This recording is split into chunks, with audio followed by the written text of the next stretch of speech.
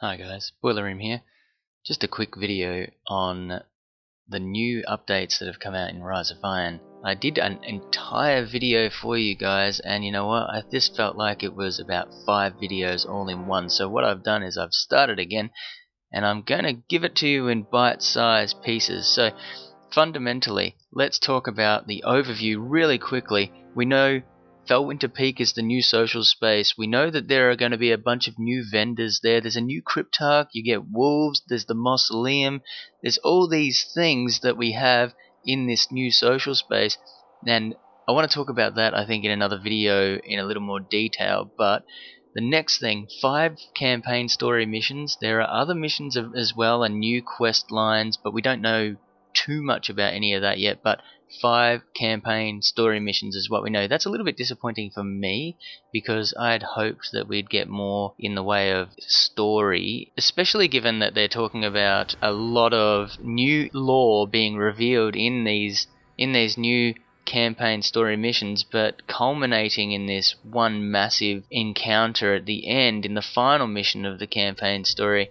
So I'm interested to see what's going to happen there and how much information can actually be revealed in 5 story missions. I would have liked more. The Plagueland's obviously a new patrol zone, and there are going to be different levels of activities that occur throughout the Plaguelands. There are 3 different tiers of activities that can occur, and then we've also got the Winter Cosmodrome and the Cosmodrome that we already know. We've got the new Siva Devil Splicers, which we know about. Now there's a new arena, the Archon's Forge, which is a lot like Prison of Elders, but it is Siva oriented and obviously not on the reef. Now this particular thing, Archon's Forge, is going to be a similar style of event like Prison of Elders, where you go through rounds. I think the rounds last for about 5 minutes and then you have a boss battle at the end. So it's much like the same sort of thing as Prison of Elders. We've got new strikes. Not only that, there's a tweak in the way that strikes are now being rewarded. So the important thing to know here is that there's a new skeleton key. A bit like the treasure key for Prison of Elders, now you can get a skeleton key at the end of strikes, and that will unlock a chest that you can get in various strikes that give you strike specific rewards. I'll talk more about that in another video. Wrath of the Machine is the name of the new raid, and that launches on September the 23rd. September 20th is when Rise of Iron launches. The 23rd, the raid launches, and then a few weeks later, the hard mode raid will launch. Now, when the raid launches, the light level will increase to 385, and then the hard raid will increase the maximum light level up again to 400. So keep your eyes open for that, and if you're interested in getting on top of that, I'm keen to hit that pretty hard when that drops. Supremacy is the name of the new PvP mode. Now, Supremacy is, from what I can gather, it seems to be a case of if you kill an enemy, they will drop a crest. You collect those crests to get points. If you pick up a crest for someone who falls on your own team, an ally, then you deny those points for the other team. So if you happen to trade, say, and your teammate comes along and picks up your crest and the enemy's crest, then we have essentially denied the other team the points for you dying and also gained the points for the other team. And likewise in the reverse. So that's what I can gather from that new PvP mode. There are also going to be new maps, 4 new maps, and one of those is going to be a PlayStation exclusive map. So I'm interested to see if Sector 618 comes to Xbox or not, because that's been done to death on the PlayStation, yet to be seen on Xbox. Given that there's a new PlayStation exclusive map, I'd like to see that come across. Iron Banner has been reimagined, if you like, or given a few tweaks as well. You no longer need the shader emblem and class item to get higher levels of experience points. Rather, they've just changed the way the experience points is granted.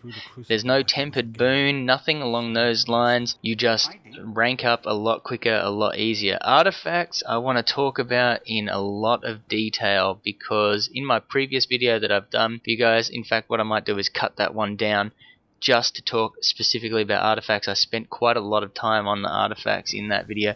I will get that up for you really soon, but artifacts have been completely reworked. overview very quickly. 8 artifacts, they give you special abilities that you can transfer between classes. You don't actually need to have a particular artifact on a particular class anymore. That's gone. Well, only for these 8 artifacts anyway. Now, they're named after the 8 Iron Lords that are dead. Now, we know that there are 9, so, well, 10 if you include Saladin. Now, the question mark is, where's the missing one? Will be very interesting to see how that is revealed throughout the story. There are new armor, weapons, and other rewards, and again, I'll talk about that. But what I quickly want to talk about is this ornamentation thing that has come out in Rise of Iron. We've just heard about in Game Informer. Thank you very much for all of the information relating to this Rise of Iron update. Ornamentation is a new way to reskin armor and weapons, especially exotics. So we know that shaders are now going to be able to affect class items, which they haven't been able to do previously.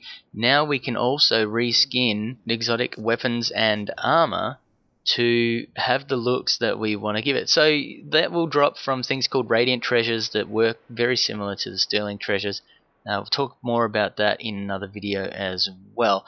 But important thing to know, you can make it look like Siva, you can make it look like Iron Lord armor or Iron Lord weapons, and you can customize the look of your gear according to some of these ornaments that can drop from Radiant Treasures. So I'm pretty keen to see how all of that plays out. Like I said, short video that's turned into a bit of a longer one, but that's a quick overview of Rise of Iron. I'll have more specific detail coming out soon on each of those points. If you want to stay up to date with all the Destiny news that I'm going to be posting over the next week or so, please hit the subscribe button. Don't forget to like the video. Give me the thumbs up if you got something out of this one.